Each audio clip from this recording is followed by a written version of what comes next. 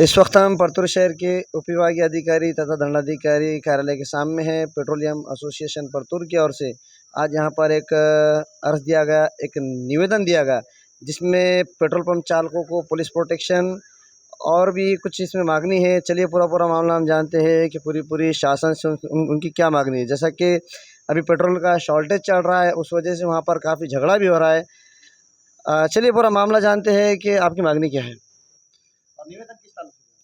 आमची मागणी एवढीच आहे की सध्या पुरवठा हा मागणीच्या प्रमाणात उपलब्ध होत नाही आणि शेतकऱ्यांचे शेतीचे कामं पुढचे 15 दिवस चालणार आहेत. आणखी 15 दिवसानंतर डिझेलला मागणी राहणार नाही आणि सध्या डिझेल उपलब्ध होत नसल्यामुळं बाहेरील जिल्ह्यातील तालुक्यातील शेतकरी मोठ्या प्रमाणात प्रत्येक पंपावर गर्दी करायला आणि जसं टँकर आलं डिझेलचं तर प्रत्येक पंपावर गोंधळ व्हायला, गडबड व्हायली, शिवीगाळ व्हायली, हाणामाऱ्या व्हायला.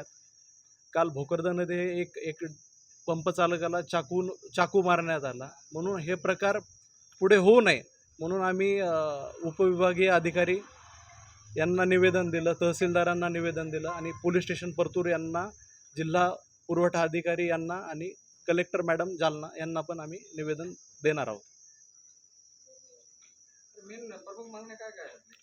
आमची मागणी एवढी की टँकर आल्यावर जे वितरण होणार आहे डिझेलचं त्याच्यासाठी आम्हाला एक बंदोबस्त, पोलीस बंदोबस्त द्यावा, त्याची एक नियमावली ठरवून द्यावी.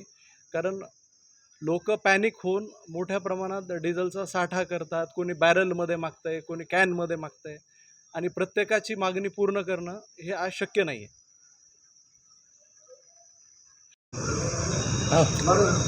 सर्व नागरिकाला आवाहन करतो की आम्ही तुमच्या सेवेमध्ये आहेत, फक्त आम्हाला सहकार्य करा.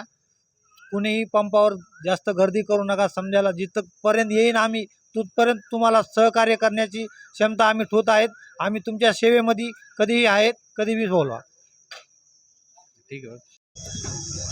आणि प्रत्येक डीलरलाही त्याच्या सरासरीचा डिझेल उपलब्ध करून देत आहे कंपनी. जसं BPCL झालं, HPCL झालं, इंडियन ऑइल झालं, हे त्याच्या सरासरीप्रमाणे उपलब्ध करून देत आहे. आणि मागच्या वर्षी जेवढा सेल होता तेवढा सेल आमचा ह्या 15 दिवसात झालेला आहे.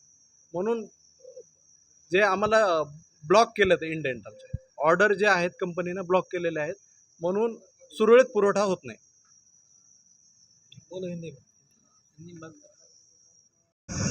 हमारा तो निवेदन ऐसा भी है कि ये जो हम पुरवठा दे रहे हैं लोगों को, उसमें हम उसको रेशनिंग करें.